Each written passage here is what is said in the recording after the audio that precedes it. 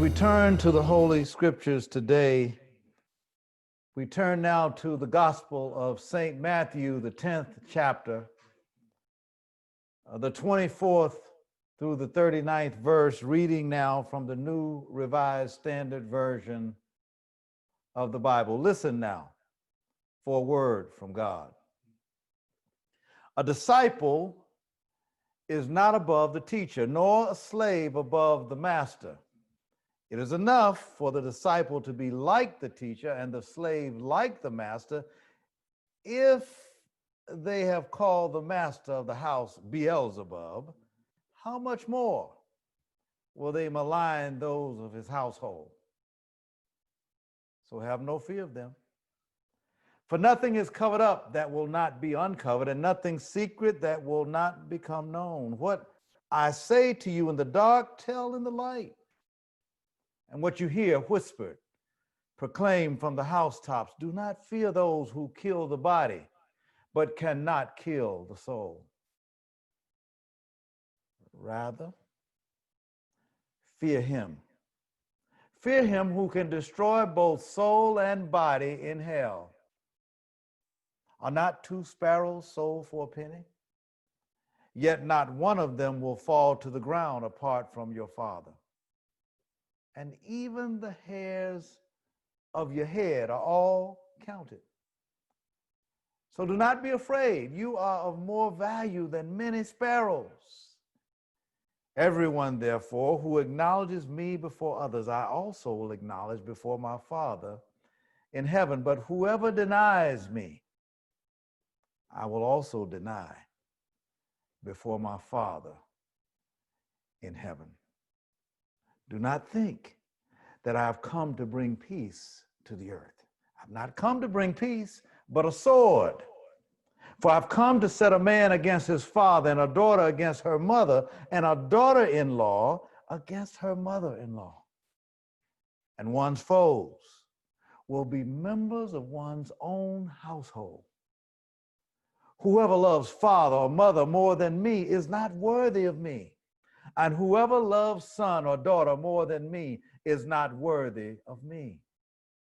And whoever does not take up the cross and follow me is not worthy of me. Those who find their life will lose it. And those who lose their life for my sake will find it. Today I'd like to use as a subject, whose side are you on? Today is Father's Day.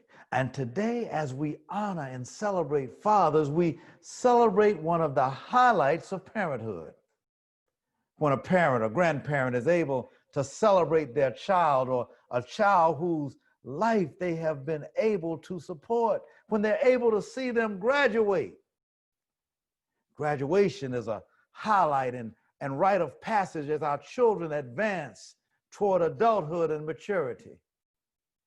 The men of Radcliffe have always been leaders in supporting our children and annually celebrate this academic milestone in their lives and provide scholarships along with other families and ministries at Radcliffe to assure that our youth are able to continue to pursue higher education. So as we celebrate Father's Day, we also celebrate our graduates. We are aware that many of you have graduates who also need to be celebrated. So please share their names, their school, their picture, so that we can be sure that COVID-19 does not keep us from celebrating this major accomplishment in the lives of our youth. America.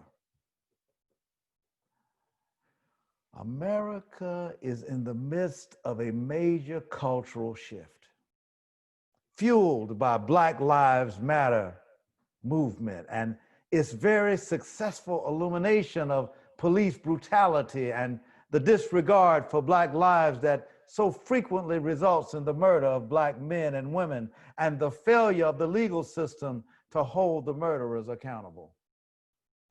Coupled with the COVID-19 global pandemic and the health disparities that have been cast in the spotlight, a wide array of other areas of racism and injustices have come to light, fueling and intensifying protests and awareness of multiple areas in American society where racism has been reinforced and celebrated in public spaces. Statues, names, images, movies, and other symbols of the nation's indifference to its history of racism and the pain and disparities it continues to cause. These are well documented and are being called into question. I noticed as I went in my pantry that there were symbols that this week have been brought into question. I noticed my syrup from Aunt Jemima, and they had updated the picture. I noticed my butter from Land O'Lakes, and they had removed the Native American. I read about Eskimo pies and all kinds of other things that because we don't know each other, we continue to practice the racialization of each other without knowing what we're doing. But now it's decision-making time in America. Americans have to make a decision about who we really are and whether or not we are willing to make the changes necessary to live up to our creeds and proclamations. Can we really claim to be the land of the free and the home of the brave? Do we really believe all men and women are created equal and have certain inalienable rights? Does life, liberty, and the pursuit of happiness really apply to everyone? It's difficult at times like these to sort it all out, to understand who is with you and who is against you. The diversity of the Black Lives Matter movement can at once be encouraging and also misleading. The popularity of the movement and the images in neighborhoods and communities, yard signs with major corporations now prominently displaying their support, tends to raise some serious questions, given that the policies and positions that have served to maintain the status quo are still in place. Even as the corporate powers and their children continue to protest, but then they return home to the comfort of their homes and store their Black Lives Matter signs until the next protest.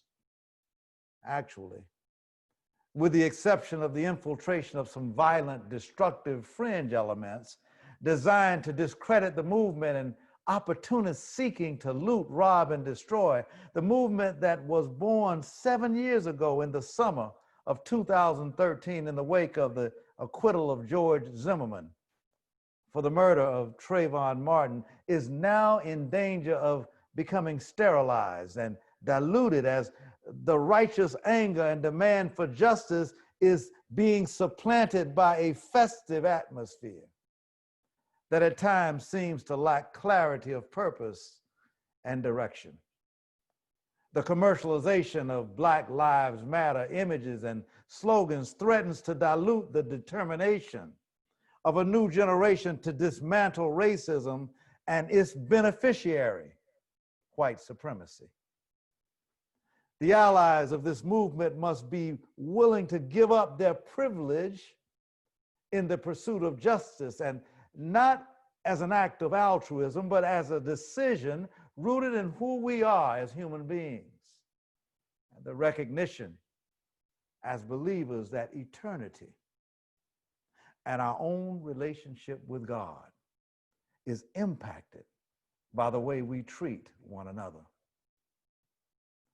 Those who find their life will lose it. And those who lose their life for my sake will find it. Unlike the white liberals and preachers who Dr. King called out for their complicity in perpetuating racism and its impact on Black Americans through their silence and what he called polite racism. This current environment demands a decision. Whose side are you on? You see, choosing sides is difficult. Many of us would prefer not to have to choose. We would rather have peace with everybody. Can't we all just get along? But Jesus warns, do not think that I've come to bring peace to the earth. I have not come to bring peace, but a sword. For I have come to set a man against his father, and a daughter against her mother, and a daughter-in-law against her mother-in-law, and one's foes will be members of one's own household. The heightened intensity of the polarization of America forces the issues to the forefront. As my people would say in New Orleans, where is the neutral ground? In this text, Jesus says there is no neutral ground. Jesus says, for I have come to set a man against his father, and a daughter against her mother, and a daughter-in-law against her mother-in-law, and one's foes will be the members of your own household. Jesus demands that we make a choice. And the choice we make is not based on friends and family. It's not a choice based on religious affiliation or tradition. It's a choice rooted in our love for God. Because whoever loves father or mother more than me is not worthy of me. And Jesus says, and whoever loves son or daughter more than me is not worthy of me. And whoever does not take up the cross and follow me is not worthy of me. There's no riding the fence. Lukewarm is unacceptable. Good people on both sides won't do. When Jesus calls us to take a side, it means that we have to make decisions that may not be popular with those we like and even those we love. Jesus makes it clear that a decision has to be made, and making a decision comes with risks. So he encourages us not to be fearful. You see, fear can paralyze us and cause us not to be clear about whose side we're on. We're also seeking that all the things previously hidden might be brought to light. Sometimes we're reluctant to choose a side because we fear being alienated. But eternity is at stake. Our confession and our choice must be clear. To acknowledge Christ before others means much more than to make a statement with our lips. It means to live in such a way that it is clear whose side we're on. It is one thing to say Jesus Christ is Lord, and quite another to surrender to him and obey his will. Our whole life must reflect the choice we have made. We must choose the side of righteousness. We must choose the side of justice. We must choose the side of love. Choosing a side is not a passive activity, but it requires taking a stand. It requires being willing to give up your life. So whose side are you on? I pray that God will give our graduates the strength to choose. Happy Father's Day. The doors of the church are open. Whose side are you on?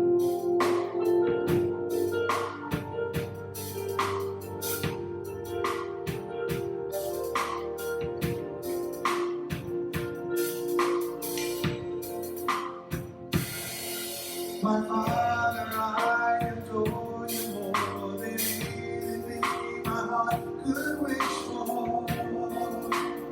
I just want you.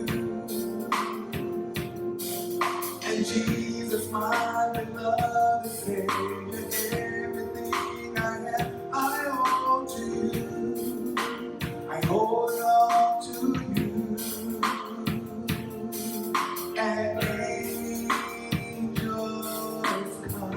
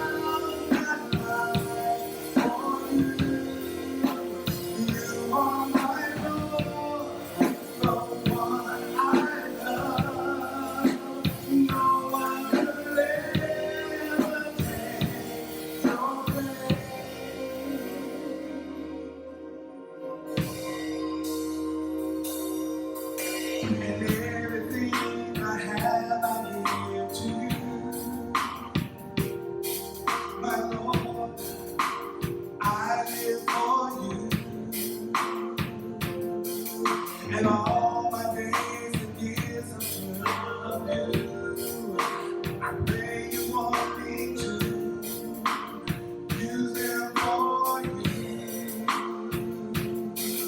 And